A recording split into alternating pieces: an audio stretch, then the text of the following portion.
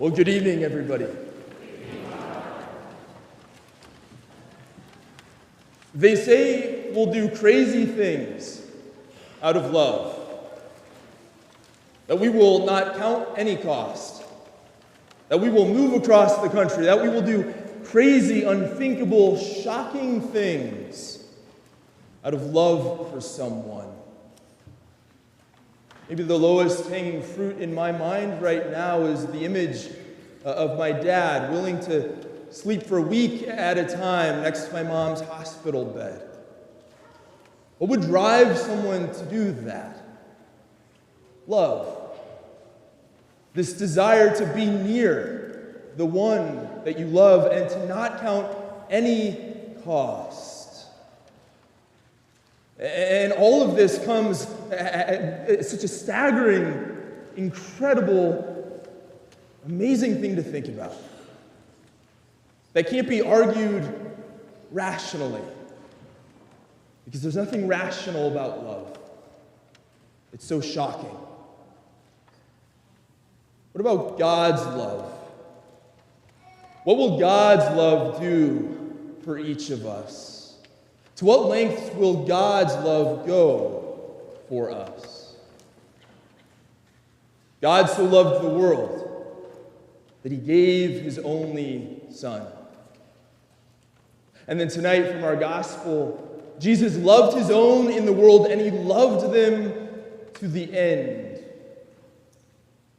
God's love given to us in the person of Jesus, so total, so complete.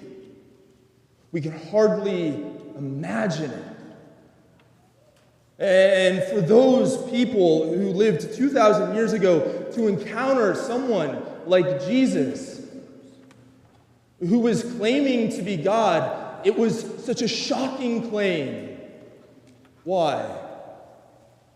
Because at one and the same time, Jesus was so familiar and yet so strange.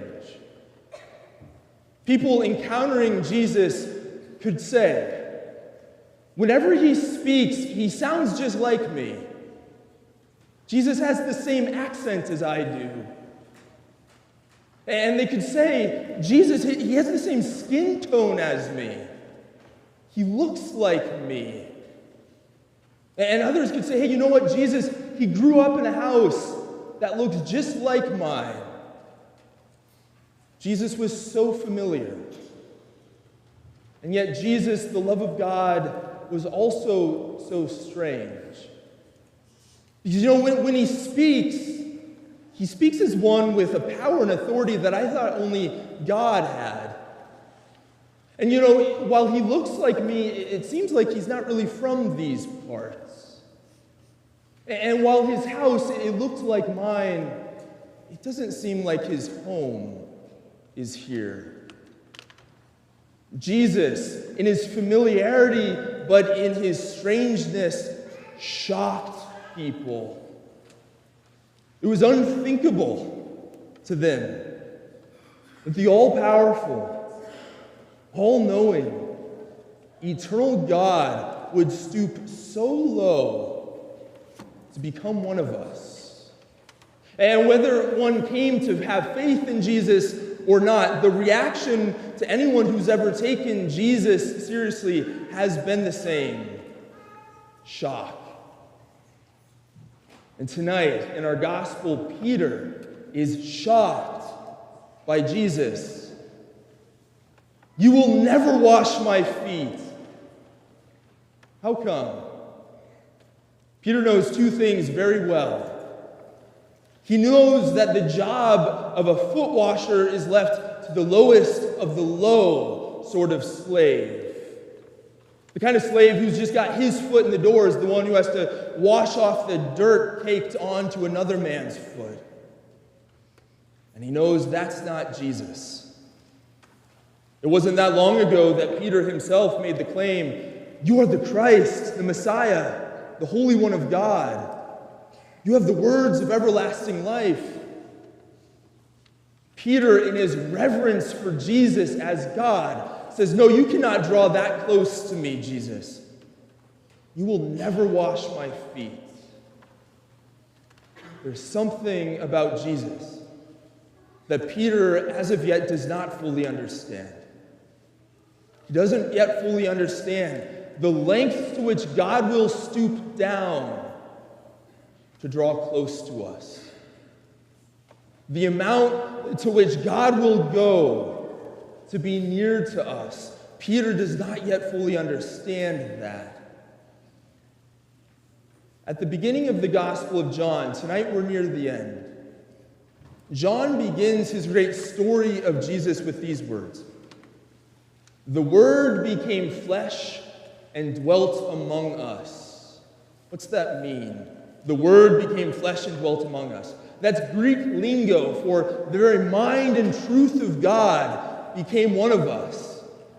God, in all of his eternity, all of his power, took on a human body, the incarnation. Now, when John wrote those words, he could have used one of two words in Greek to describe the kind of body that Jesus took on. On the one hand, in Greek, there's the word for body, soma, which describes a human body as being strong and powerful and impenetrable. Think of like one of Michelangelo's great statues. On the other hand, there's the Greek word for body, sarx, which describes the human body, but now in terms of the fact that it will grow weak and tired, it will get old, and one day it will decay. Now, when St. John describes that moment when God came down to earth and became one of us, when God took a human body, what word for body do you think he used? The statue one or the oh-so-very human one? He used the human one. He used sarx, which might seem small, but what is John telling us? God has taken on a real human life like ours to draw close to us.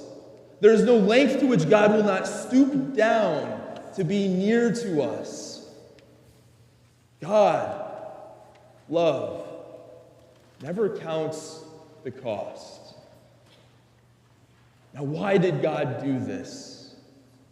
Why did God stoop so low in the person of Jesus so that we would not fear his drawing close?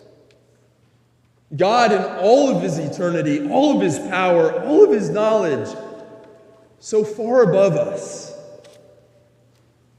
In the Old Testament, to see the face of God was to run the risk of death. And they were right. God in all of his holiness.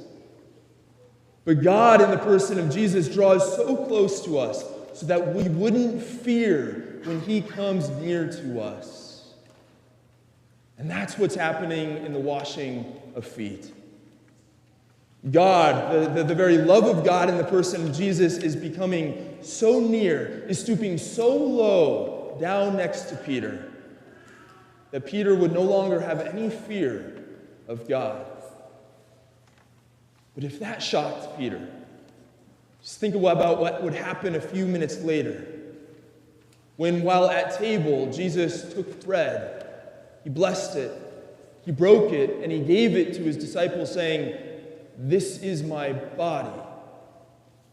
And then likewise with the cup, "This is my blood." Friends, what is Jesus doing there?